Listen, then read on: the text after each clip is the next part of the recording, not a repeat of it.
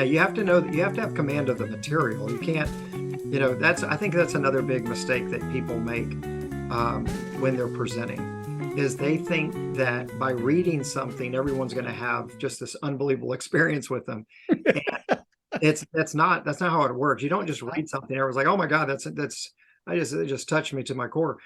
The proverbial pause, your ability to make a point and then let it sit. If it's personal to you, your ability to even be in the moment yourself and take yourself to that moment where you had that interaction with another person.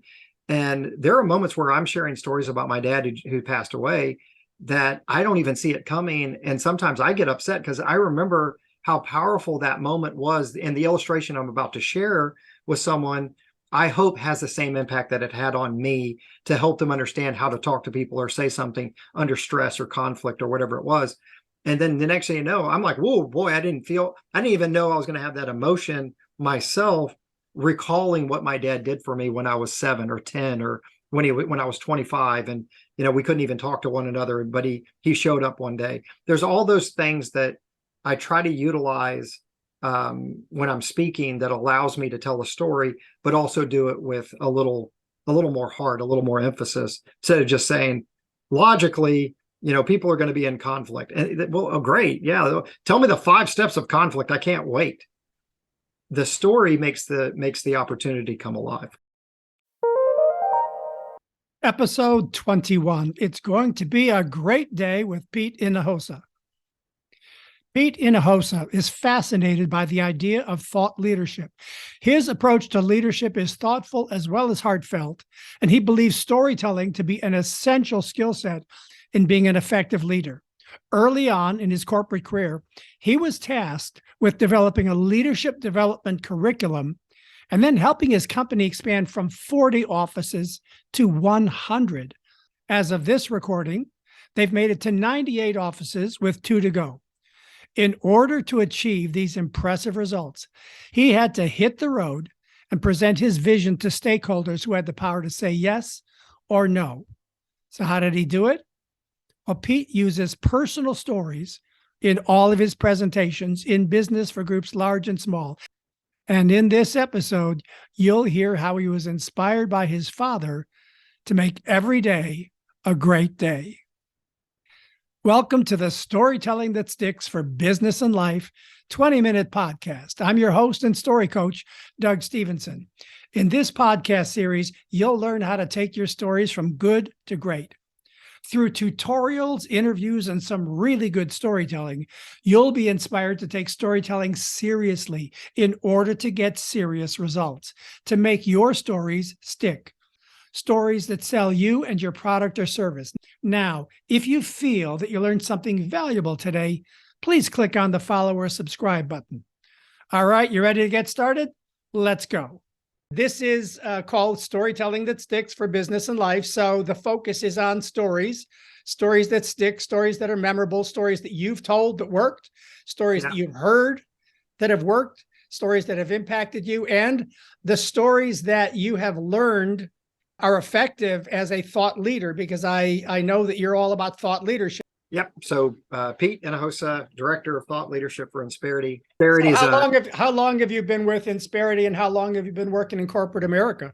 So Insperity, 10 years. As a matter of fact, February is my 10th year. So I just finished my 10th year. Now I'm going into my 11th year. Yeah, congrats. So been here for a decade. Started as the sales leadership development director. My job was to come in when we had 40 offices and we were going to grow to over 100. We're at 98 now. And so my job was to create the leadership curriculum, the development of the entire program, write it, design it, and then lead it. And I did that for the first 8 years. And then the last 2 years, I've moved back over. Now I'm doing this Director of Thought Leadership job. So. Well, having been involved in growing the organization to 98 different locations and being part of that growth, that means that you were in a position to make a heck of a lot of presentations in board meetings and to groups of people and to teams. It just so many different levels. I can't even imagine how many levels you had to make presentations to influence and persuade and convince people and sell people on different ideas about what this would work and what this would mean and why we're doing this. How did storytelling play a part in all that? Because I believe you must have told a lot of stories. Well, I think people miss that step sometimes. My whole first thing was, since I wasn't a corporate person, I was an educator. So I was a high school teacher for 20 years. And that background of being a high school teacher allowed me to see things a little differently. And I'd created a camp for kids in 1997. And that came from a moment in my life where a young lady had told me, this is my first year when I was 23. She had told me that her life wasn't worth living. She was going to commit suicide. And I'd only been teaching like 6 to 8 weeks. I was teaching physics at the time. I was a science teacher. And that propelled me to think about what I could do for students every day. How could I go about showing them that they had worth? And how could I talk to them about, a vision or a dream or taking action in their life or setting big goals or things that would inspire them to see their worth differently? The young lady that I give the example about, she was making an A in my physics class, but I always say the same thing. She was making an A in my physics class, a 94, but 1 week later, she would have taken her own life. Now, why? Because her exact examples were to me, I hate this school. I hate these kids. I hate my parents. I hate these teachers. I hate Kingwood. I want to commit suicide. And so I always ask business owners, in business, we ask the wrong questions all the time. Well, what was her competency? Well, what were her results? What was her performance? Well, her performance was a 94. How was her relationships? What was happening in her life internally? And the next thing you know, I have to answer a completely different question. She was going to take her own life. All the relationship issues were building up on one side and not impacting her competency yet, but we would have taken somebody with a tremendous gift and skill and removed them off this earth simply because of relationship issues, not task issues, not competency issues. So anyway, that's where it started. You asked me a question though. How did I use stories? Well, when I first started at Insperity, I knew I needed to share a vision. And so I remembered when I first tried to share this vision to parents to invite them to my camp. And I thought, well, I'm going to have to break down some barriers between sales and service. And every time I share this story, I wanted to create an idea that if we did this sales leadership development well, then your department would have a better opportunity to work effectively with all these DMs, these district managers. And what would that look like to have a moment where your relationships were stronger, service and sales was combined together? And so I'd learned to tell a story about my life when I shared a vision about growing a camp and helping kids. And I shared that, my background and being an educator and what I loved and who I was. And then I ultimately transferred that over to, and then I want to do the same thing here with Insperity and work and an opportunity to bridge that gap between sales and service and sales and client renewals and sales and workers' comp and sales and all our internal relationships. And when you said I had to do it a lot, we have over 30 internal relationships that I had to kind of sell them, each one of them on an idea that if we put this program together, it would change the infrastructure of how DMs understood our internal relationships. So yeah, I had to tell a lot of stories about vision and who I was and sell them on the idea that even though I was an outsider, that I could come in and bridge the gap between those two, parts of our company. So what I'm hearing is you knew coming into this new environment, I don't have a corporate story that is like what they're doing. Right. My background is in teaching and doing the summer camp, but I can tell them the story of the reasons for the summer camp and all the challenges that I went through and how I influenced and persuaded people. And I encountered the resistance, and I knew the story would overcome the resistance. So I told a personal story, but then what I'm hearing is you bridged it into, and that's what I can do here at Insperity. Well, that's what I hope to do. Well, but it obviously worked. Didn't it work? Yeah. I mean, got you hired. They knew my background prior to me being hired, that I did leadership development for companies. And so that's what they took a chance that would work, but that doesn't mean anything. They can hire you. Now you've got to go and share with a bunch of other VPs and general managers, all different levels of the organization, that your vision of what's going to happen in leadership development is going to be something that's beneficial for everyone. So I had to sell them on the idea that the way I could do things with my education background and everything else would condense that time from 18 to 24 months down to 3 to 6 months if we could all be on board. And what would it be like, instead of having the DM slowly meet you, what would it be like to meet you more quickly and everything else? And the reality was they were hoping for that anyway. They just needed somebody to lead it. Well, they needed somebody to be able to, in a very cogent and understandable way, paint the picture of how it would happen. Yeah. Story is the metaphorical way. Always. You could help them to see it. Because the thing about story is, story helps them to see a future reality while they're sitting in the room. Yeah. That's what I believe I can do with story, and that you can do with story is I can say, you want this to happen. Let me tell you a story that illustrates how this is going to happen, and you're going to experience it right here in this moment. So the story, if it's the right story, takes them on that journey. Now, let me ask you this about that story that you told about the high school camp and everything. How many times did you use that story before you found another story to get people to understand this? Did you use that story multiple times? No, I pretty much used my background in education and you told stories about being a teacher. Yeah, I told stories about what I knew. So there were just different stories, but there were always stories. Yeah, almost every time. Anytime, as a matter of fact, almost any time I'm trying to make a point and taking it from the logical to the emotional, I'm going to use a story. And so, and that's what I love about storytelling, is that it takes the logical and it takes the what isn't even, you don't even know how to make sense of something. And then all of a sudden with one story, you're able to wield 4 different perspectives of change. So it's a great on-ramp for a lot of people, but you need to know what you're doing.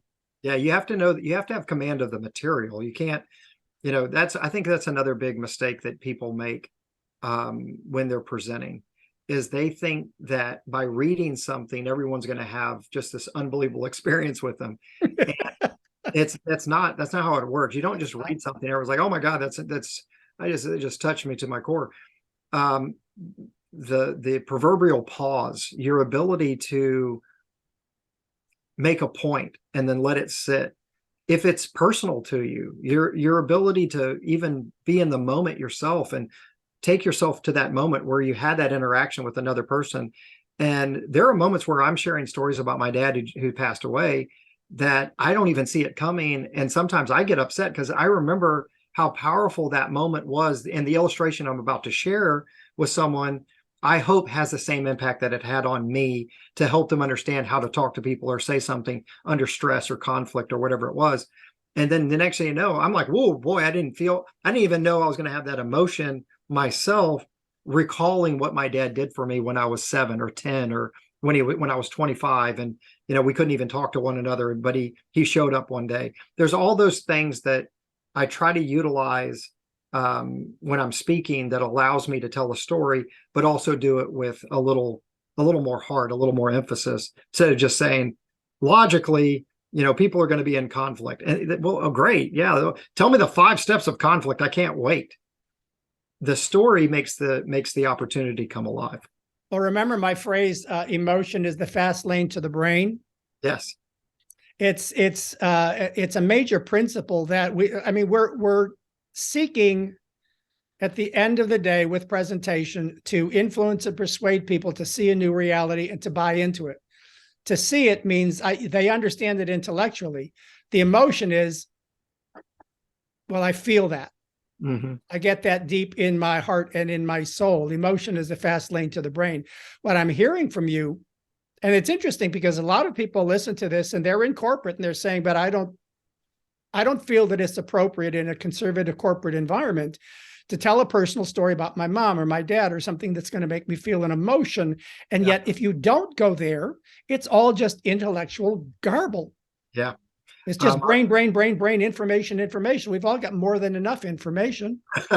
And I'll tell you, I'll tell you the story then that goes with that.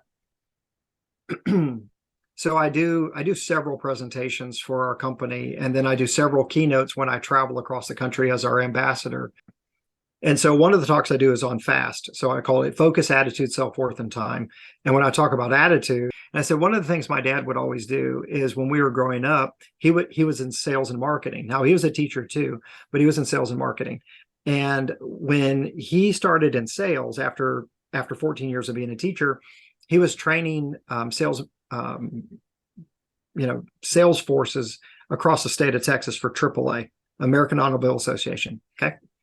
And so now he training salespeople, he learned from Zig Ziglar and Dennis Waitley and Jim Rohn and Les Brown and Don Hudson and Brian Tracy. And I mean, whoever was in the cornerstone of, motivational speaking at that time, my dad was listening to them also on the sales side to help his salespeople.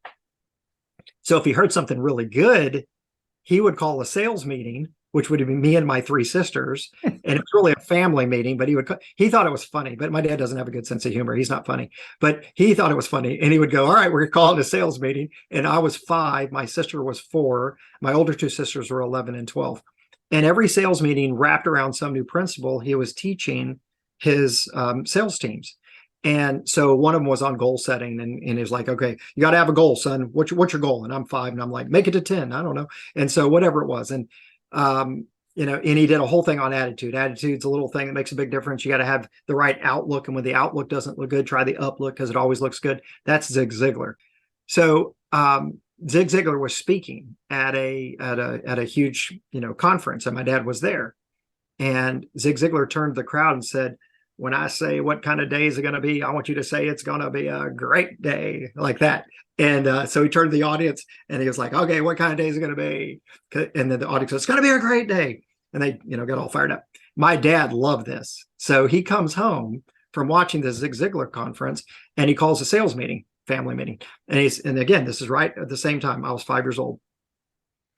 And he calls the sales meeting and he says to us, he goes, okay, everybody, when I say what kind of day is it going to be, I want you to say it's going to be a great day. And we'd already did a whole talk on goal setting. And we did a whole talk on, your attitude and who gets to choose your attitude. And you do. Might as well be a good one. We'd already had several meetings on all this stuff already. We'd already done how to win friends and influence people. The first, do not criticize, condemn, or complain. By the time you're 5 years old. No, I'm not joking. And this is, people don't believe me. People don't believe me. And this is a true statement.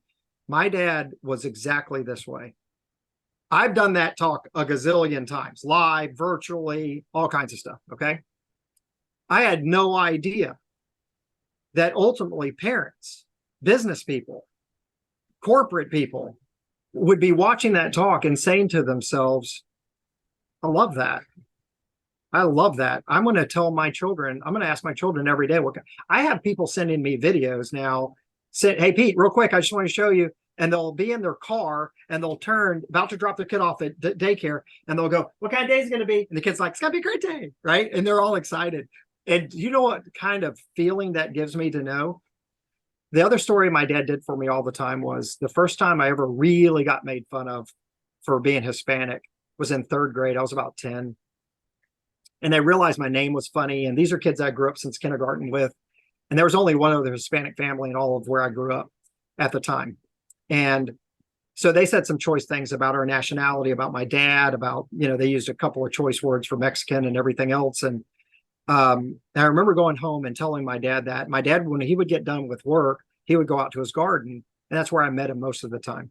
So I remember going to the garden and telling my dad what had happened and what the kids had said. And this is what my dad told me. He could have said a million things to me, but that day he told me this. I understand that they said that to you, son, but I want to tell you something. You're not better than anyone and you're not worse than anyone, but you are someone. And I want you to remember that. And I want you to always make a difference. Now, my dad could have said, go punch that kid. He could have said, you know what? I can't believe that. I'm going to go report this or whatever it was. Nope. You're not better than anybody. You're not worse than anybody, but you are somebody, son. And I want you to always remember that. And I want you to make a difference.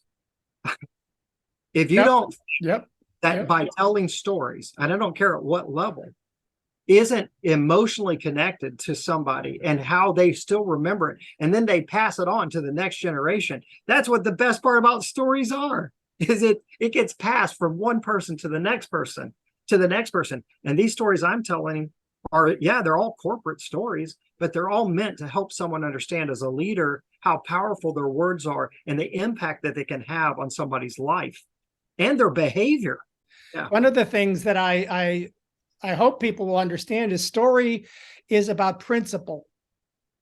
It's about a deeper meaning. Yeah. We don't need story for everything. Yeah. We need story to teach principles and to ask deeper questions so that we can get beneath the surface of all the static, of all the TikTok and all the social media. We need story because story goes deep if it's done well and with emotional honesty. You know, when we did that storytellers training with you, I also do something called Speakers Boot Camp with participants that come in, and we train them in a little different way than when the way you trained us. And the combination of what I learned from you and the combination of how we kind of do Speakers Boot Camp is the basic, you know, attributes of a great story. So introduce you to the character. Fall in love with the character, get the character into trouble, get the character out of trouble. Wow, you got a great story there. Every great story has those elements. Why in the world would we not relate to somebody that's gotten themselves into trouble? The fact we always do. We're always getting we wouldn't need emotional intelligence. We wouldn't need self-control. We wouldn't need self-awareness. We could just go do everything right all the time. What's powerful for me when I go back to emotional honesty and your courage around emotional honesty is going right back to your father's quote. You're not better than anybody. You're not worse than anybody, but you're somebody. And always remember that. Well, in order to be emotionally honest and vulnerable and courageous in front of an audience, that quote laid the foundation because you're somebody and don't you ever forget it.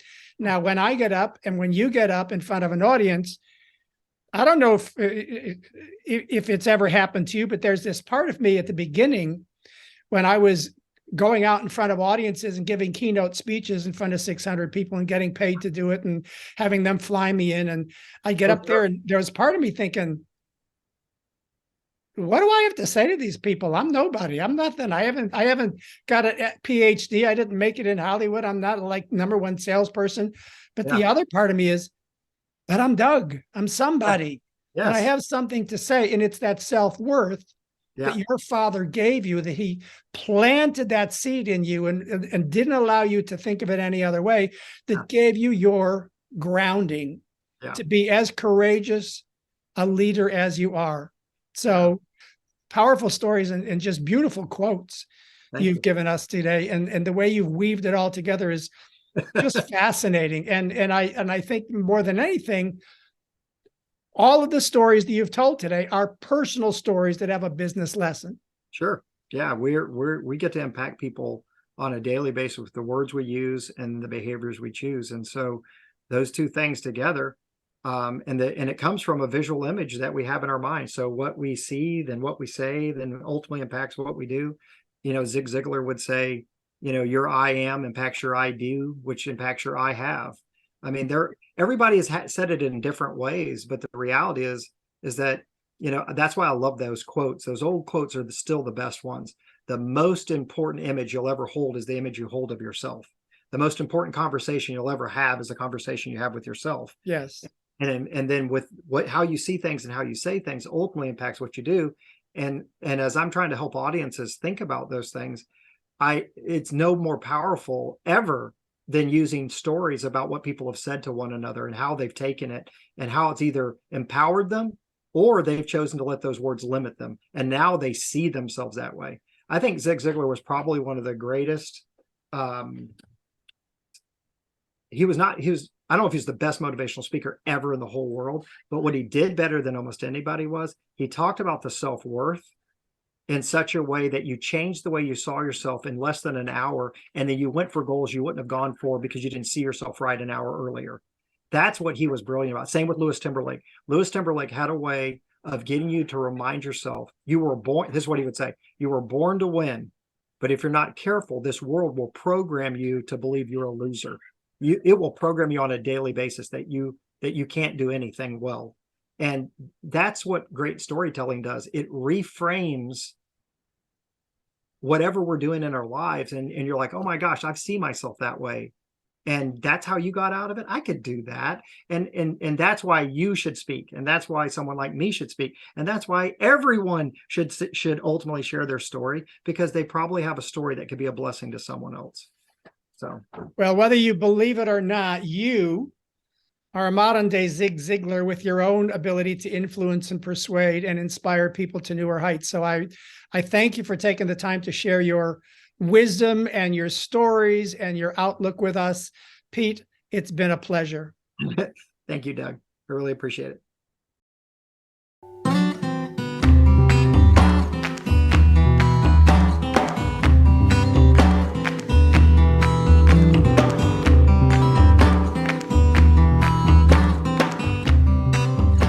All right, well, that's it for this episode. Now, I don't know about you, but I got a lot of great ideas from Pete, and now I want to make every day a great day.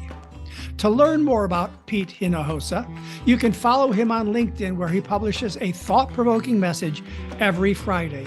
So when you get to LinkedIn, go up into the search box and type Pete, P-E-T-E hyphen Hinojosa, P-E-T-E hyphen H-I-N OJOSA 728-3355, or just go into the search box and type Pete Hinojosa. Now, if you feel that you learned something valuable today, something that you can use that will make you and your business memorable, marketable, and monetizable, there are 3 things I'd like you to do. First, click on the follow or subscribe button. And second, if you're following me on LinkedIn, and I hope you are, please post a comment whenever I post a promo for a new episode of Storytelling That Sticks for Business and Life. And third, hey, leave a review wherever it is that you're listening to this podcast. And as always, I'd love to hear from you with your questions and your comments. Let me know that you're out there listening and learning and hopefully implementing. And if you want help with your stories, speeches, or TED Talks, please get in touch. Send me an email at doug@dougstevenson.com. All right, well, thanks for listening. Until next episode, I'm Doug Stevenson.